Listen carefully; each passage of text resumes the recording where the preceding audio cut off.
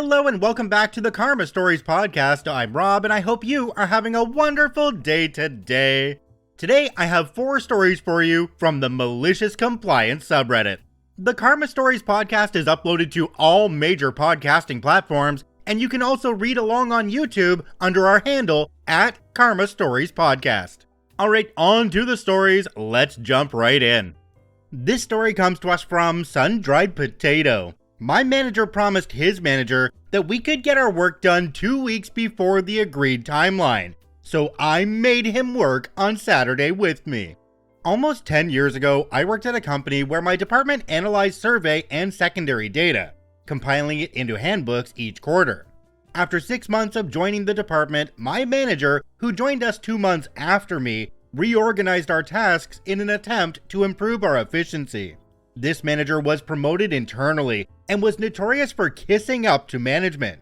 He was technically not qualified for the promotion due to a different background required for our department, but one of the C-suite members liked him a lot. He did have some expertise in other areas, but generally had an unpleasant personality, so many people in the company didn't like him much. Along with 3 new projects, I was assigned the handbook task for the first time. The meeting was in February, so my first handbook would be for that year's quarter 1. In the meeting, I also asked my colleague who had managed the project for 4 years to explain the usual timeline. She said it took 6 months, a time frame agreed upon by management for years, considering the person handling it would also have other important projects. This meant for quarter 1 data, the printed copies of the handbook need to be ready by the 30th of September. The 6-month period includes collecting the analysis from the survey managers, and for secondary data, I would have to contact the data owner and do the analysis myself. I also have to work closely with the outsourced company that does the design and printing.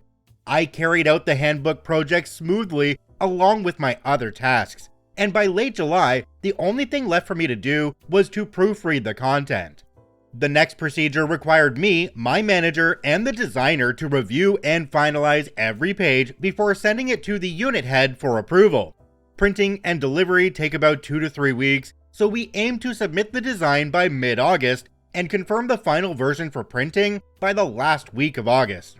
However, on the last Friday of July, a whole 2 weeks before our target timeline to send the design to the unit head, this conversation happened.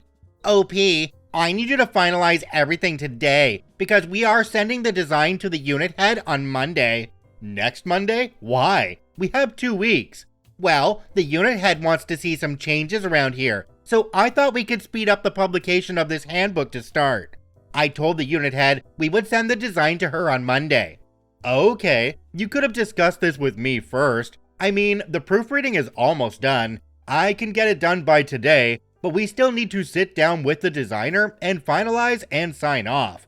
The appointment is in a week. Can you do it tomorrow? Go ask the designer. Now, it was not normal in our company to come to the office and work on weekends. And, of course, I already had a plan for that weekend, so this was really annoying to me. At least I knew that the designer would have no issue moving it to the next day because he is very cooperative. I can try, but tomorrow is Saturday. I'm not sure if he can make it. And are you sure you want to rush this? Because even if we meet the designer tomorrow, the hard copy will be delivered just 2 weeks earlier than the normal deadline. Is it that significant? Yes, just go ask the designer now. So I called the designer, and as expected, he had no problem meeting on Saturday. Mr. Manager, the designer is okay to meet tomorrow. Is 10 a.m. okay with you? Huh? The manager looked puzzled.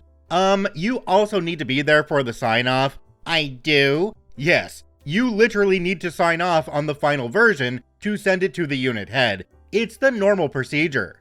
To be honest, he didn't need to be there aside from following procedure. He had already seen the design a few times and likely wouldn't have contributed much to the meeting. I would have loved for him not to be there anyway, but at that point, I was quite excited to make him come to the office on the weekend when he obviously didn't realize he also had to be there with the designer. I can't tomorrow. I'm going somewhere until Sunday. Well, if you want to send this to the unit head on Monday, you have to be here tomorrow. Let me get back to you. About half an hour later, he came up to me with the sourest face ever. 10 a.m. tomorrow's fine, and walked away. I'm guessing he must have pissed off someone when he had to change or cancel his weekend plan. So the next day, he came in 1 hour late, not smiling at all, and was rude to the designer and me. He was really unhappy to be in the office on that day, but we got it done by 1 p.m. The following week, the story of how I made my manager come into work on Saturday was told around the company. Apparently, the plan that he had for the weekend was a group trip with some of his buddies who also worked in the company, and he had to make new arrangements to get to the place by himself and arrived late. A lot of people thought it was really funny, including the unit head and some of his buddies, and laughed at the image of him walking into the office on a Saturday for some trivial yet necessary work. Nevertheless, the next 2 years that I worked on the handbook, he never promised anyone to have the handbook ready before the 6-month timeline. Jumping down to the comment section on this one, we have one from a user called Old Pomegranate 822. It says, "Nice one. No manager should be asking someone to do longer hours without themselves doing them too. Isn't the whole purpose of a project timeline so that things get properly done by the end of that timeline? I mean, you schedule things out over the course of that timeline and have a certain amount of time for each step of the project. If somebody pushes it up, it's pretty much a guarantee that something will be wrong in the approved final version. Not to mention that everybody who's working on the team for that project is going to be incredibly stressed out. OP, congrats on making your manager come in on the weekend. I hope you had a gigantic smile on your face the whole time that they had to be there." This story comes to us from Miranda Broke Down. "I'm working my section, like you said. About a decade ago, I worked at a well-known bookstore as a seller of books. For anyone not aware, there were sections and duties that people were assigned to during shifts, and it changed frequently.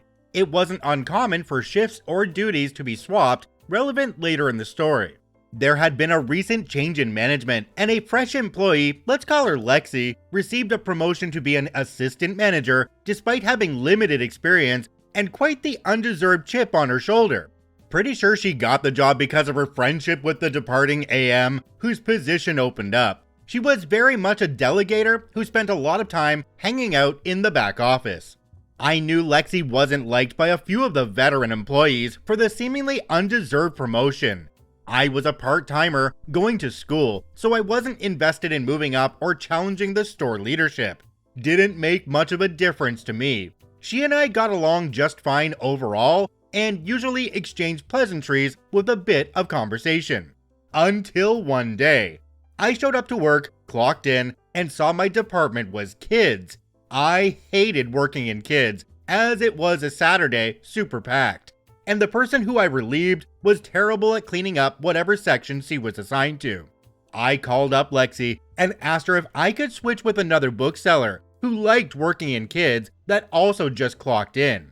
Before waiting for an answer, yes, partially my fault, I asked the bookseller if she would be cool switching with me.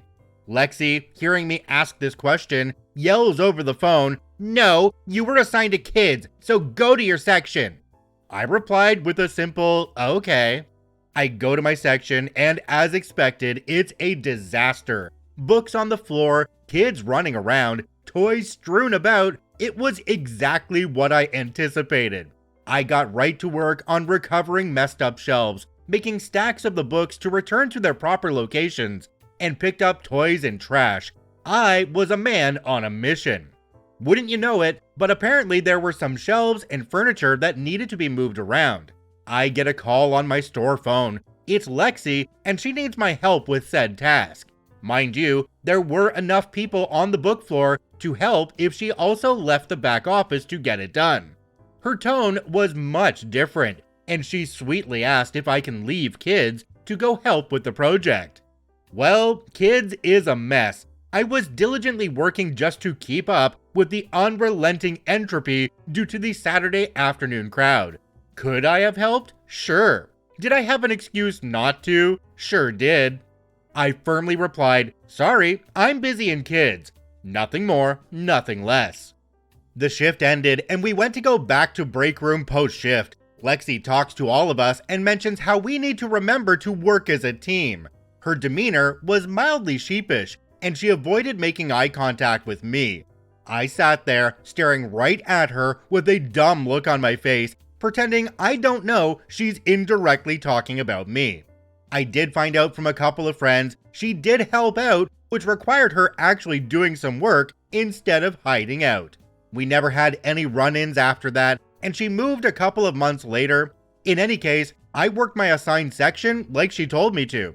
On the bright side, I cleaned up kids and organized it so well that the kids lead thanked me the next time we worked together. I really feel like opportunity was lost here. OP, I wish you had a pair, because you could have said something to the boss at that point like, yeah, I heard the team really appreciated you coming out of the office, to help for the first time. I don't necessarily agree with the manager getting crapped on just because they're the one that got the promotion, but in this case where they were treating you like crap and weren't trying to do the job themselves, they deserved everything they got. This story comes to us from the Big Kahuna 43. Work my hours or we'll find someone who will. So there I was, working at a mid-sized IT firm as a software developer. My team had always been pretty laid back, focusing on results rather than the exact hours we were glued to our desks. Our projects were delivered on time, our clients were happy, and our team morale was high. That is, until we got a new project manager, let's call him Dave.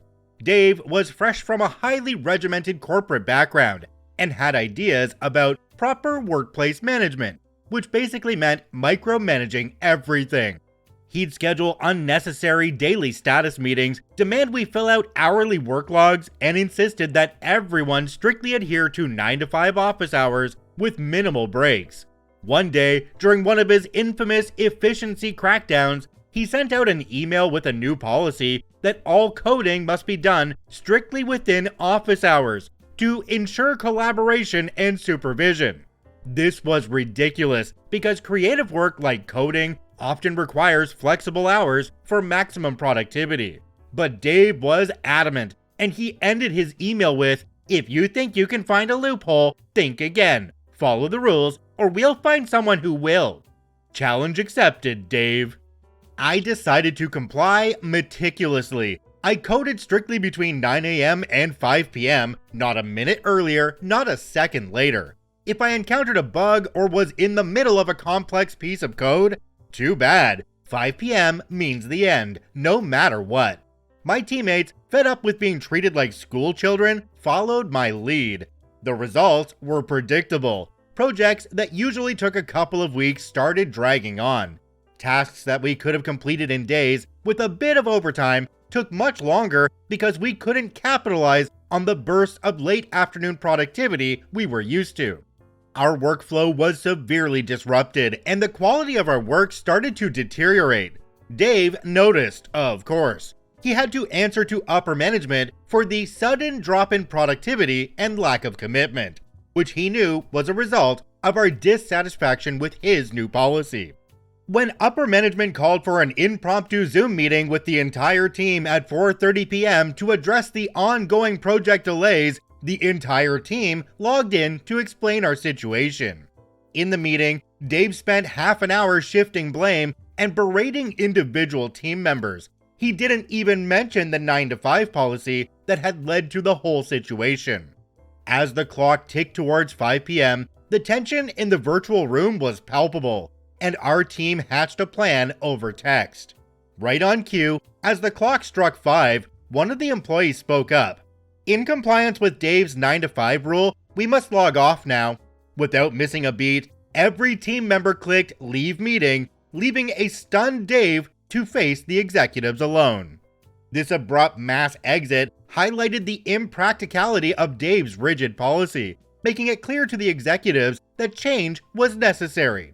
The incident, quickly dubbed as the 5 o'clock Zoom exodus, led to another meeting, where Dave was publicly admonished and instructed to abolish his strict rules in favor of more flexibility. And as for me and my team, we made sure to celebrate our little victory with a well-deserved happy hour, after 5 p.m. of course. Jumping down to the comment section on this one, there's one from a user called AgitatedBasket7778. It says, Dave built his own scaffold, twisted the rope, tied it over the beam, made the perfect knot, set the trapdoor, and asked you and the team to stand on the trigger. Well done, team, well done. Another commenter down below called OK Entertainment 4959 said, there should be a new rule for all new managers or supervisors. Don't try to fix what's not broken until you've thoroughly understood the current workflow or procedures. Does anybody else feel like these efficiency crackdowns by the manager were just him puffing out his chest and making sure that everybody knew he was in charge? It's really not that hard to be a good manager, even coming into a department where you didn't work before. You just need to observe what's going on for a while, talk to the people that are working for you, and ask them if there's anything that they think would help with productivity. If it's already a well-oiled team and the metrics are okay, you can sit back and just watch what's going on and only step in when you're absolutely needed. Most managers don't realize this, they just want to puff out their chest and make sure everybody knows, I'm in charge. Reminds me of my old boss Rick. Screw you, Rick. This story comes to us from Downtown Diamond, 1932. Talk to the boss. About 14 years ago, I was working IT for a large medical center, one of several owned by the same people. The regional CIO personally put me in charge of setting up and issuing laptops to doctors and other medical staff to go to patients' homes when they could no longer come to the hospital for any number of reasons, including disability, lack of adequate transportation, etc. When we got a new shop supervisor who was only promoted to that position exactly 1 year to the day after being hired from the outside, something that left myself and the other IT techs very upset, he made it abundantly clear that he was going to make several people's lives miserable, including mine. He'd look at my Outlook calendar, we all had to share access to our calendar with him, to see when I had someone scheduled to pick a laptop up, do their 3-month software update, etc. Then, a few minutes before the person was supposed to arrive, he would order me to do some menial project halfway across the hospital that he could have just as easily done himself, or delegated to one of the new people. If I tried to tell him that I had an appointment, he'd threaten to write me up for insubordination. Cue Malicious Compliance. One day, the regional CIO was due for his 3-month update. Right on cue, the shop supervisor tasked me with unboxing, then installing monitors on the first floor. About 15 minutes later, when the regional CIO arrived, he called to ask that I return to the office. I headed back up right away. The shop supervisor didn't know and never met the regional CIO, so the shop supervisor had no clue who he was dealing with. When I arrived, the CIO asked the shop supervisor to leave the room. He asked me what was going on, since I was always punctual and thorough to a fault. I told him about the shop supervisor making several of the lives of anyone he disliked miserable, with reassigning trouble tickets in multiple random floors at the last second, just as they had projects scheduled, or, in my case, as I had appointments close to arriving for the laptops. The CIO even asked why the shop supervisor always seemed to be out of the office most times the director came up, and could never get him on the phone. I just told the truth. He's been much too busy chasing skirts and shooting the breeze with his friends, sir. When the CIO asked if the shop supervisor had a girlfriend on the side, my response was, which one? He has us too busy running around to count them. He told me to wait outside the office for a few minutes and brought the shop supervisor back in to have a come-to-Jesus moment with him. The shop supervisor was put on 90 days unpaid suspension and was written up for gross insubordination for talking back to him, among other things.